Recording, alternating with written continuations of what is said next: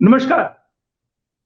जम्मू कश्मीर में सामाजिक आर्थिक बदलावों का दौर जारी है और भारत सरकार गृह मंत्रालय एक और बड़ा वादा जम्मू कश्मीर के संदर्भ में पूरा करने जा रही है। यह वादा था पहाड़ी एथनिक ग्रुप को एसटी कैटेगरी में आरक्षण देने का। लगातार कई दशकों से मांग उठती रही थी और हाल ही में जब आर्टिकल 370 हटा तो उसके बाद इस मांग ने फिर से जोर पकड़ा था।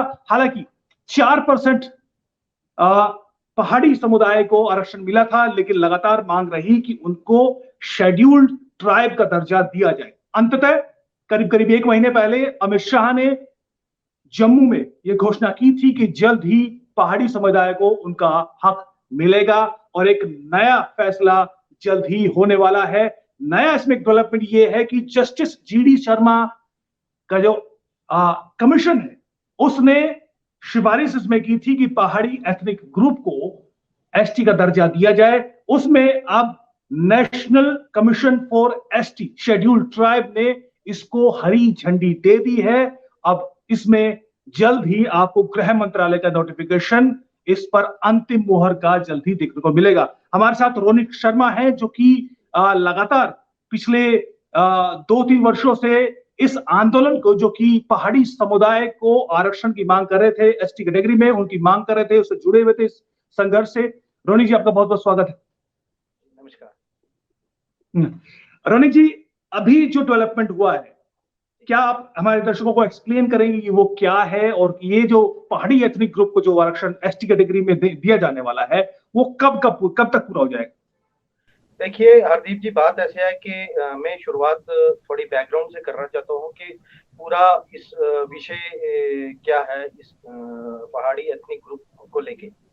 देखिए 90s की बात होगी जब 1989 की बात है कि जब पहली बार जब यहाँ से जम्मू कश्मीर से कैबिनेट का एक डिसीजन होता है और उसमें पहाड़ी जो हमारे लोग हैं उनकी रिप्रेजेंटेशन यहाँ से जाती है और वो पहले नंबर पे थी जब यहाँ से कैबिनेट का डिसीजन होता है। लेकिन कुछ कारणवश और कुछ सियासी लोगों की वजह से, और खास तौर पे मैं ये जोर दे के कहना चाहता हूँ कि कश्मीर बेस्ड जो पॉलिटिशियंस थे उनका इस चीज के ऊपर एक बहुत बड़ा माइंड सेटअप था कि एक गुज्जर पहाड़ी के बीच एक वेज क्रिएट किया जाए, एक रिफ्ट क्रिएट किया जाए, एक कन्फ्लिक्ट क्रिएट किया जाए। और उसी की वजह से उन्हों उनकी साजिश की वजह से जो सेंट्रल गवर्नमेंट थी तब की, वहां पे जो पहाड़ी को एक दरकिनार करके गुज्जर और बकरवाल को शेड्यूल्ड ट्राइब का दर्जा दे दिया जाता है। अब हम एक चीज देखेंगे कि एक जो कैटेगरी वो बिल्कुल सिमिलर कैरेक्टरिस्टिक्स मिलते हैं जिनको आपने शेड्यूल्ड ट्राइब कैटेगरी में रखा, उनका रहन सहन, कल्चरल एक्टिविटीज, जो एथनिक आइडेंटिटी वो सेम है, लेकिन आप उनको बाहर कैसे कर सकते हैं। और पिछले 4 दशक से ये जो लड़ाई हमारा जो पहाड़ी एथनिक ग्रुप है वो लड़ता हुआ आ रहा है, ये एक बहुत बड़ी स्ट्रगल थी। और खास तौर पे ये जो 370 और 35A के हटने के बाद एक क्यास जो लगाए जा रहे थे कि अब शायद हमारे साथ भी इंसाफ होगा, जिस तरह से जो भारत सरकार है वो अपना बाकी सोशल इश्यूज और प्रॉब्लम्स के ऊपर जो उन्होंने काम किया है उनको इंसाफ दिलाया है। और हमारा जो पहाड़ी एथनिसिटी के लोग थे उनको भी ये उम्मीद थी पिछले काफी समय से, मैं तो ये कहूंगा 2019 के reorganisation of Jammu and Kashmir के बाद, कि अब हमारी जो मांग है उसको कहीं ना कहीं तक पहुंचने का समय आ गया है। अब मैं बात करूंगा कि लाल किले की प्राचीर से प्रधानमंत्री श्री नरेंद्र मोदी जी ने पहाड़ियों को उनका हक देने की बात की।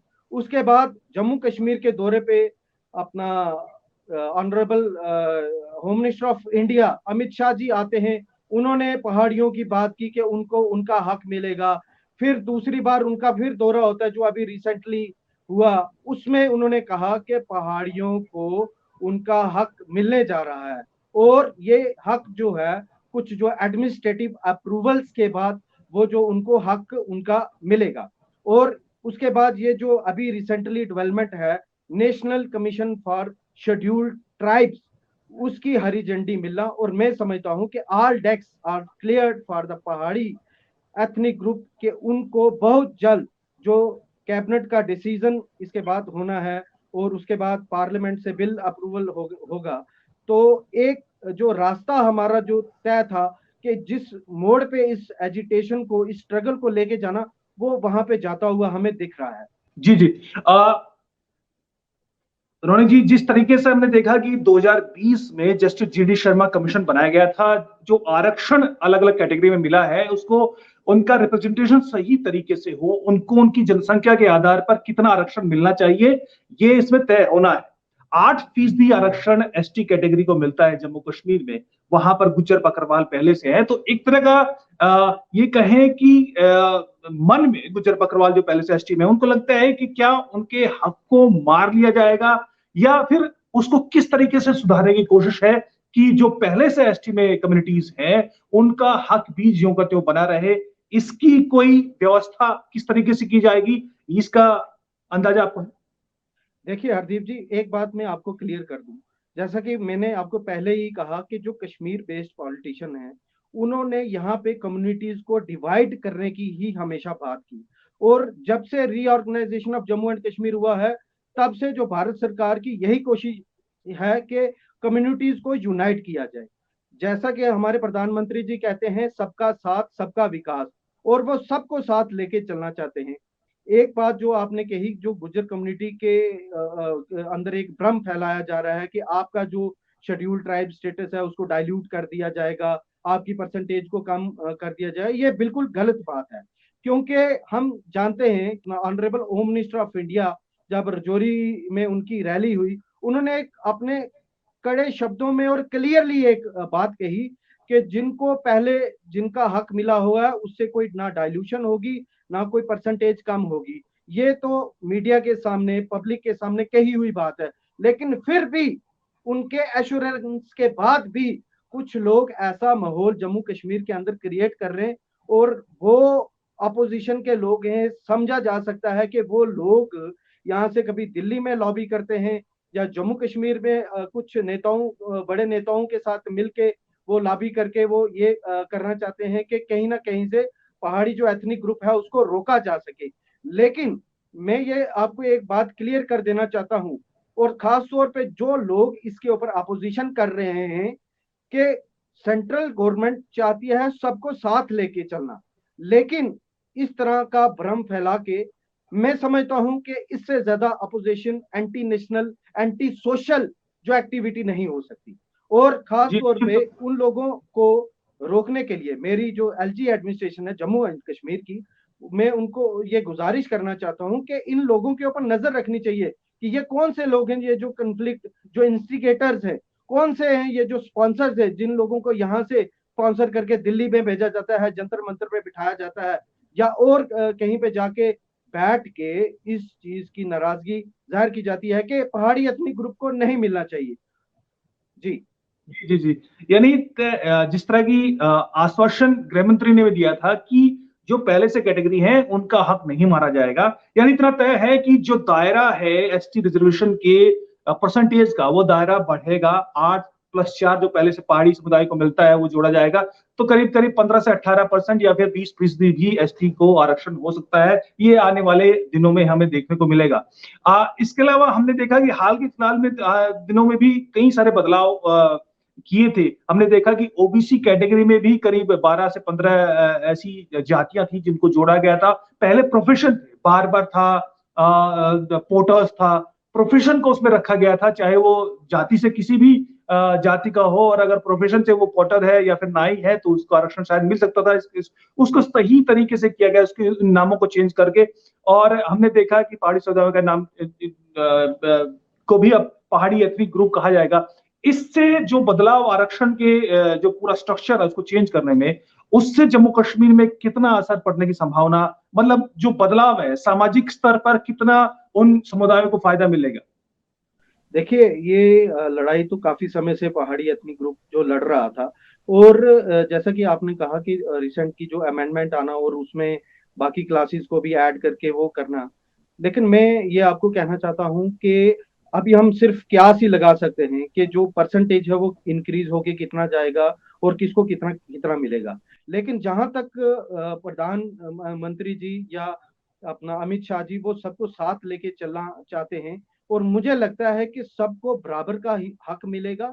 उसमें परसेंटेज क्या रहेगी वो हमारा अभी क्या सी है, हम ये अब ये नहीं बता सकते कि इतनी परसेंटेज होगी, 6 होगी, 7 होगी, 8 होगी। वो सबको बराबर का हिस्सा दे के सबको जनसंख्या के यूनाइट आधार पर, करेंगे। संख्या के और आधार ये आप देख सकते हैं कि पिछले मान लो कि 7 दशकों से जम्मू कश्मीर के अंदर, और जब से अपना पहाड़ गुज्जर और बकरवाल्स को शेड्यूल ट्राइब लिस्ट में लाया गया, तब से लेके एक बहुत बड़ी रिफ्ट क्रिएट कर दी गई। लोगों को डिवाइड कर दिया गया, हिंदू को मुसलमान के साथ डिवाइड कर दिया गया।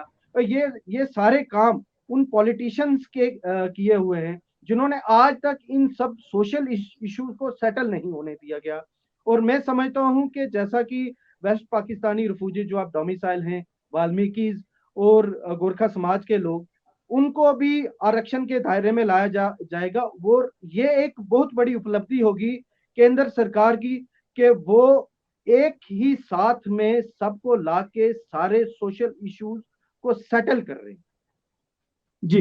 अगर जम्मू कश्मीर के बाहर के दर्शक हैं तो उनको समझाने के लिए मैं सवाल आपसे पूछना चाहता हूं कि पहाड़ी एथनिक ग्रुप को अगर आइडेंटिफाई करना हो, उनको पहचानना हो, उनको किस तरीके से हम पहचाने, वो कैसे बताएं कि ये पहाड़ी समुदाय है? आप थोड़ा सा उसको डिटेल में थोड़ा समझाने के लिए। देखिए, जैसा कि हमारा जो रहन सहन है वो टोटली डिफरेंट है। एक हमारी जो आइडेंटिटी है टोटली डिफरेंट है। हम लोग उस एरिया जोग्राफिकल आइसोलेशन में रहते हैं कि हम लोगों को बहुत सारी बैकवर्डनेस का जो सामना करना पड़ा। चाहे फिर अगर मैं बात करूंगा कि 1947 में जब पाकिस्तान की तरफ से एक बहुत बड़ा हमला कर दिया गया जम्मू कश्मीर के ऊपर, उससे जो हमारा एक बहुत बड़ा समाज था वो उसको विस्थापन झेलना पड़ा। फिर उस विस्थापन के बाद उन लोगों को अपना दोबारा से एक नया जीवन जो सेटल करना पड़ा एक जगह से दूसरी जगह। उसी तरह से जो हमारी जो एक आइडेंटिटी है, एथनिक आइडेंटिटी, वो एक डिफरेंट है, डिस्टेंट है, कल्चरल जो हमारा डिफरेंट है। उन सब चीजों को मद्देनजर रखते हुए हमारी एक जो डिफरेंट जो एक किस्म की पहचान है, वो पहचान मतलब जैसे गुज्जर बकरवाल पहाड़ी इन सब के साथ मिली जुली हुई है। अब जो सिमिलैरिटीज हैं, सिमिलैरिटीज कभी डिफर नहीं कर सकती। मेरा घर आपका घर सेम है, मेरा रहने का और आपके रहने का अगर सेम है तो मेरे को इग्नोर कर दिया जाएगा और आपको मिल जाएगा, ऐसा नहीं था। लेकिन ये एक बिल्कुल दो समुदायों के बीच में एक लड़ाई पैदा करके रखने का था। और जो आज हमें समझ आ रहा है कि केंद्र सरकार उस चीज को धीरे धीरे सारी चीजें खत्म कर रही है। जी जी। पीर पंजाल के फुटहिल्स में रहने वाले, पहाड़ियों में रहने वाले एक डिस्टिंक्ट कम्युनिटी जो कि जिनकी परंपरागत तरीके से देखे तो उनका रहना सहना, उनके वैवाहिक, उनके खान पान बेहद एक अलग पहचान है। और एक जो डेवलप वर्ल्ड जिसको कहते हैं कि उससे अछूता है। और कहीं ना कहीं कम्युनिकेशन के, सड़क के, राजमार्ग के अलग अलग तरीके से वो बहुत दूर है, वहां डेवलपमेंट नहीं पहुंचा है। तो निश्चित तौर पर एक बड़ा काम पहाड़ी समुदाय के लिए हुआ है। और रोनित जी जो लगातार संघर्ष आप भी इसमें शामिल थे, आपको बहुत बहुत बधाई हो।